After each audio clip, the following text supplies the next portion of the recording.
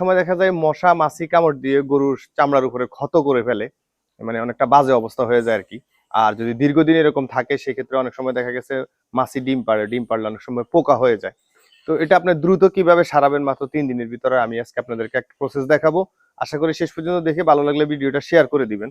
তো মূলত হচ্ছে যে আপনার লাগবে হচ্ছে এরকম একটা বাটি পরিষ্কার, আর হচ্ছে যে প্যারাশুট বা যে কোনো একটা নারকেল তেল, আর সাথে হচ্ছে যে অ্যাক্টোনিল বেড। তো এটা হচ্ছে যে আপনি অ্যাক্টোনিল বেডটা আপনার আগে পাত্রের মধ্যে নিয়ে নেবেন। তা আমি বেশি নিই নেই, এতটুকু পরিমাণে নিছি। মাত্র 3 দিন লাগালেই এনাফ আর কি। সাথে একটু নারিকেল তেল দিবেন। এই নারিকেল তেলটা দেওয়ার উদ্দেশ্য হচ্ছে যে যাতে এটা আঠালো ভাবে লেগে থাকে, আর এটা দেওয়ার পরে মাছি ওই জায়গাতে আর কখনো বসবে না।